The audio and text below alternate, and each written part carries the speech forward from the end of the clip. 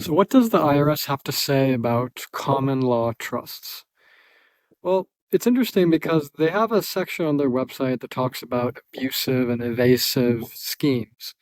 And they mention common law trusts with a very weird explanation about them, saying that they no longer exist since all states have statutes and codes relating to trusts. Now, let's unpack this for a second. So, first of all, when people enter this work of trying to find a private trust, they think that they need the IRS's permission. And that's the first place where they're going wrong. Because the IRS, by definition, they're going to do everything in their power to keep people inside their jurisdiction. So, if there is a way to escape that jurisdiction, do you think they're going to tell you about it?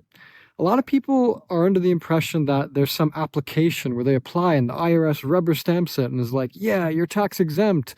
And then, helicopters start flying around and balloons fall from the sky and it's all like amazing. But that's actually not how it goes at all. When someone uses the bulletproof trust that we use in our community, typically it ends up being crickets, silence, because someone is learning how to operate outside the US government's jurisdiction. And so what happens? Inside that jurisdiction, there's silence because there's no activity. So there's nothing to talk about. There's nothing to come after. It's just quiet. And that is how you know when you've done something correctly. And the other aspect too is our process doesn't involve any application and asking for permission. There are certain forms you have to fill out. You do have to get an EIN with the IRS, but there's a specific process where we do that is guaranteed to work for someone who does it. Works every single time. It's not probabilistic in nature where we're asking their permission. So when it comes to common law trusts, it's interesting with their explanation where they say they no longer exist because that implies that they once did exist. And if they once did exist in the past, then how could it be that they no longer exist if some of these trusts can operate into perpetuity? So there's a rule in the world of private common law trusts called the rule of perpetuities, where trusts can't last longer than 21 years. But yet we see certain trusts that are from the 1600s in England holding castles. And really all around the world, there are trusts that are hundreds of years old that have protected the assets of billionaires, the elites, and governments for, just a very long period of time, far longer than 21 years.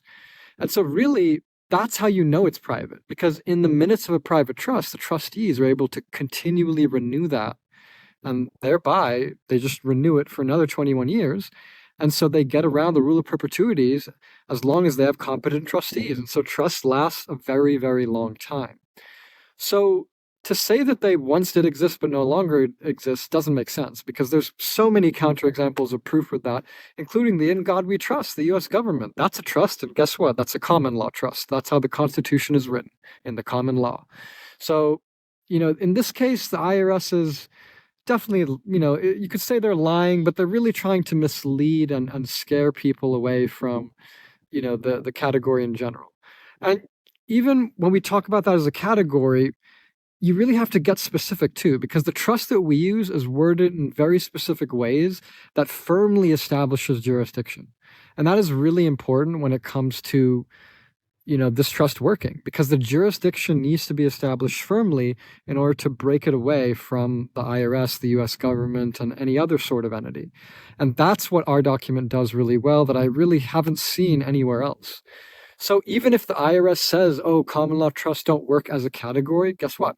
There's always the exception to the, and that's what it is as far as how we operate in the private. So as far as their abusive and evasive trust schemes, a lot of them are the ones that are obvious when it comes to write-offs and just people kind of trying to stay in the public jurisdiction and do all these crazy, stupid things and juggle these different rules that change every year.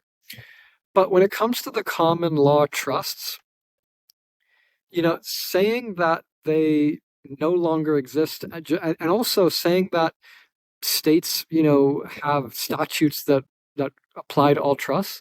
That's also not true because you have trusts that are globally jurisdiction. You have trusts that are foreign. You have trusts that are overseas. So there are thousands of different kinds of trusts, and not every single state is going to have jurisdiction over a trust. So even their little explanation in that section, it just doesn't really add up. And then there's nothing further after that. There's just nothing. So we're supposed to take their word in one small paragraph of two sentences that it just doesn't apply. Like it's really a scare tactic on their part to, scare people away from the whole category. And then within that category, there's really one path that's precise that actually works. So at the end of the day, if you're trying to go private, asking for permission is not going to work. There's not going to be any like big green button that's like click here and you're tax exempt. It's not going to be obvious. Otherwise, everyone would do it. Every accountant worth their stripes would just be like, oh yeah, well, just go the tax exempt IRS section on the website and just do it that way.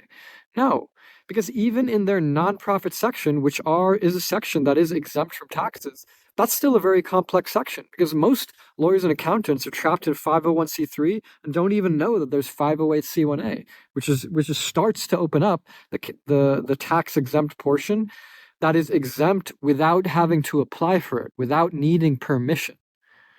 So if you're looking at processes to opt out where you're having to apply for that opt out, you're doing it the wrong way. And I would advise you join our community. I'm going to link it below in the description. And for the rest of you, good luck because it is a maze, and trying to find the center of the maze while listening to public agents and listening to what the IRS has listed on their website, it's just going to get you general answers that aren't specific enough. You need to get really, really specific in order to find what is going to win in this situation. So I look forward to speaking with many of you. To the rest of you, good luck.